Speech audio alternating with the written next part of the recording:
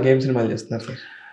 ప్రస్తుతానికి దిల్ రాజు గారి cinema game changer, Shankar గారి డైరెక్షన్లో.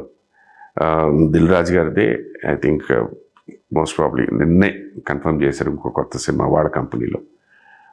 దానయ్య గారి కంపెనీలో ఓజీ, అండ్ దానయ్య గారి కంపెనీలో మన నాని గారి cinema.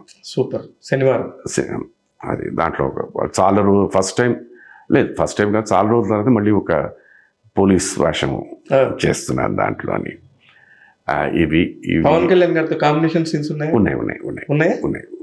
Nice person, very nice, very nice. ఆయన పని ఆయన ఫస్ట్ అసలు అవన్నీ ఇదే మీరు ఇందరని మీరు అలా ఉండేవారు, ఎలా అలానే ఉండేవారు ఆయన కూడా. అవును, కరెక్ట్. చెప్తారా మీకున్న పరిచయంతో సరే ఎంత స్మార్ట్ అయిపోయారు? లేదు, అవేమి లేదు. హీ వాజ్ ఆస్కింగ్ అసలు ఫస్ట్ టైం అసలు శుభలేఖన్ సినిమా ఎలా స్టార్ట్ అయింది ఇది అని చెప్పి అడిగారు. ఎలా వచ్చారు మీరంతటి, మీరు వచ్చారా, ఎలా వచ్చారు, డైరెక్ట్ గారు మిమ్మల్ని ఎక్కడ చూశారు అని. కే విశ్వనాథ్ గారు బంధువా సార్ మీకు? లేదండి, నాకు ఎవ్వరు లేరు బంధు. No one in the industry అది. ఈ తన్ని చేసుకున్న తర్వాత బంధుత్వం తప్పించి I met him as director only. నాకు అప్పుడు కరెక్ట్గా సప్తపది అనే సినిమా తీస్తున్నారు. నేను I was in the film institute. మన ప్రొడ్యూసర్ బుచ్చిరెడ్డి గారు, తర్వాత ఆయన co director, chief co director Nanduru Vijay గారు, ఆర్ట్ డైరెక్టర్ తోట గారు, వాళ్ళ ముగ్గురు వచ్చి చూశారన్నమాట. చూస్తే అప్పుడు మేము ఏదో ప్రాక్టికల్స్ ఏవో చేస్తున్నాం. బుచ్చిరెడ్డి గారు అప్పటి నుంచి భీమవరం బుచ్చిరెడ్డి గారు. సో ఆయన వాళ్ళ ముగ్గురు వచ్చారన్నమాట. చూసి ఇప్పుడు మా మేడం మిస్సెస్ దేవదాస్ కనకాల్ గారు, మా టీచర్ లక్ష్మి మేడం గారు.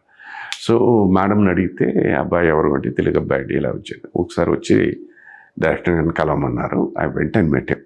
బట్ ఆ సినిమాలో నాకు అవకాశం రాలేదు.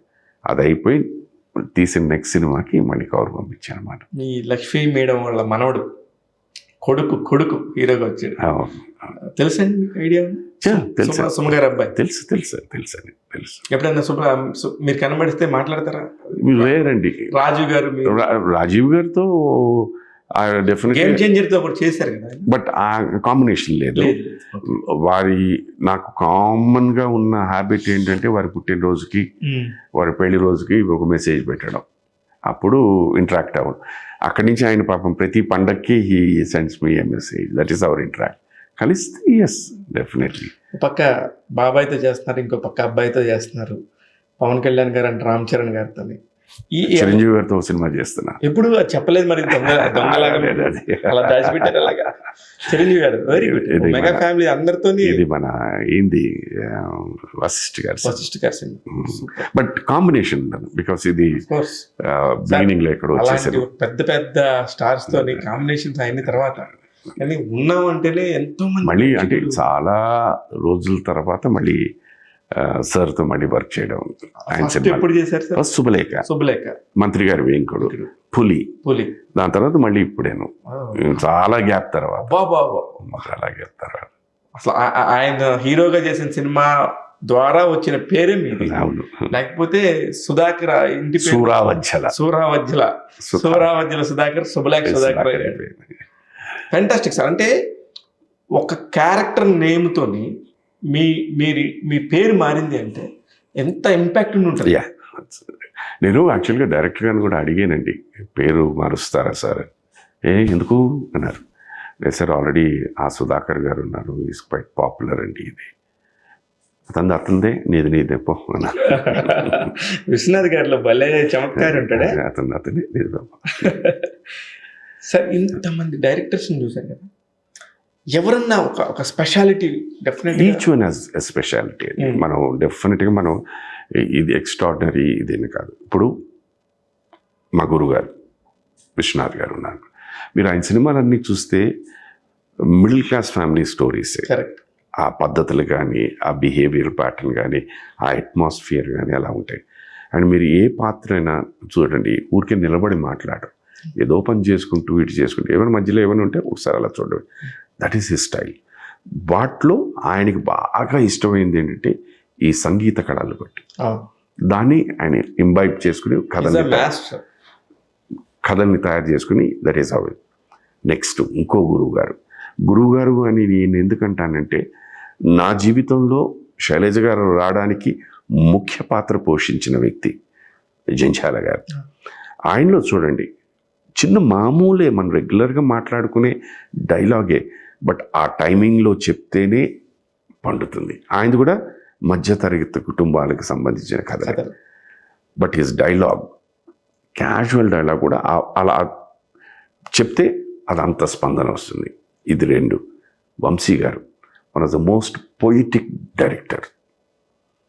నెక్స్ట్ బాపు గారు, ఆయనంతా పెయింటింగ్స్లా ఉంటాయి. నెక్స్ట్ కమ్స్ క్రాంతి కుమార్ గారు, ఆయనంతా చాలా ఫార్వర్డిస్టిక్ థాట్స్